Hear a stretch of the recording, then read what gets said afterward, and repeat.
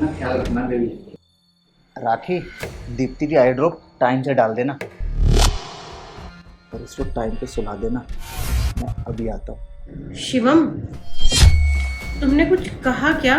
मैं ना राखी से यही कह रहा था कि मेरी बीवी को ना अच्छे से सुला देना और उसका ख्याल रखना जब तक मैं ना आ जाऊं। क्यों राखी? शिवम, मैं ये कह रही थी कि घर खर्चे के पैसे खत्म हो गए हैं।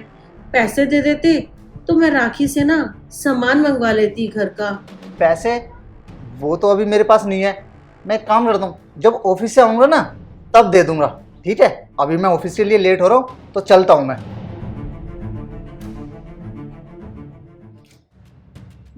मेम साहब, ये लो आपकी दवाई। राखी, मैं क्या कह रही थी कि मेरे हस्बैंड ने जो तुम्हें पैसे दिए ना वो तुम मुझे दे दो। मुझे ना घर के लिए राशन का सामान मंगवाना है। पैसे? मालकिन, कैसे पैसे? सुबह साहब ने बोला तो था कि उनके पास पैसे नहीं है और वो शाम को आकर देंगे। देखो राखी, तुम ज्यादा चालाक बनने की कोशिश मत करो। मुझे अच्छे से पता है मेरे हस्बैंड ने तुम्हें सुबह पैसे दिए थे, तो चुपचाप से तुम वो पैसे मुझे दे दो। मेम साहब, आपको दिखाई देता है क्या सब कुछ? नहीं, मुझे दिखाई तो नहीं देता, पर मुझे महसूस हुआ था कि इन्होंने पैसे तुझे दिए हैं सुबह। नहीं नहीं, बात ये है कि देखो, तुम अपनी बातों में खुद ही फंस चुकी हो। तो मुझे साफ साफ बताओ कि मेरे हस्बैंड और तुम्हारे बीच में चल क्या रहा है? मालकिन, मैंने गैस पर चाय रख के भूल गई हूँ और वो चाय ना जल जाएगी। ये आपका पानी और दवाई रखी है, प्लीज ध्यान से ले लेना। मैं जाती हूँ।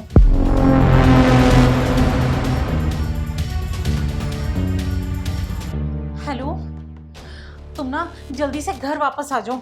मुझे लगता है तुम्हारी बीवी ना नाटक कर रही है, उसे ना सब दिखाई देता है। ऐसा कैसे हो सकता है? वो पिछले 6 महीने से अंधी है, एकदम से उसकी आंखों की रोशनी कैसे आ सकती है?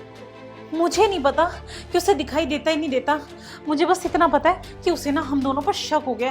तुम ना बस जल्दी से घर आ जाओ। अच्छा ठीक है।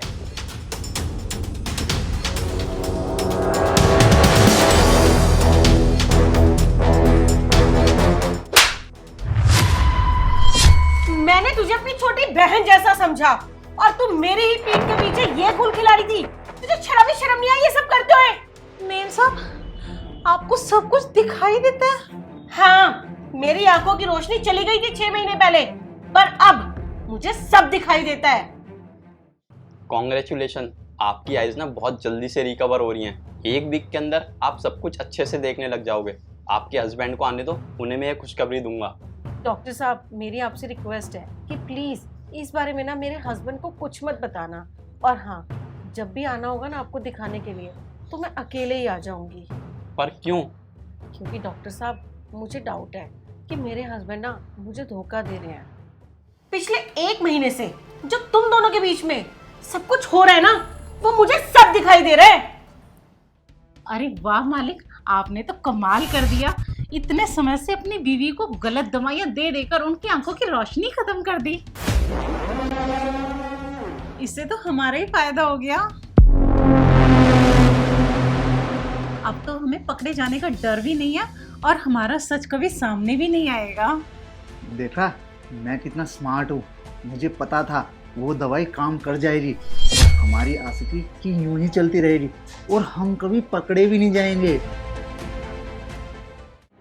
और इस चीज की ना मैंने वीडियो भी बना ली थी और ये वीडियो ना मैं पुलिस स्टेशन में जाके दूंगी और पुलिस को बताऊंगी कि कैसे तुम दोनों ने मिलकर ना मुझे दवाइयां दी, जहरीली दवाइयां दी, जिसकी वजह से ना मेरी आंखों की रोशनी चली गई।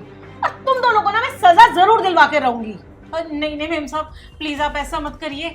मैं मानती हूँ कि मेरा आपके पति के साथ चक्कर चल रहा था, मुझसे बहुत बड़ी गलती हो गई, मैं मानती हूँ। पर मेम साहब, मेरा भरोसा कीजिए, मैं आज के बाद कभी ऐसा नहीं करूंगी। प्लीज मुझे माफ कर दीजिए।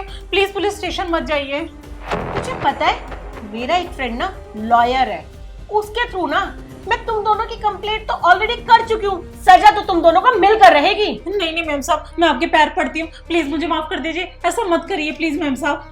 दीप्ति, दीप्ति, कहाँ हो तुम? अब तुम दोनों का ना पर्दा फाश हो चुका है और तुम दोनों को ना मैं सजा मिलवा कर रहूंगी, समझे तुम?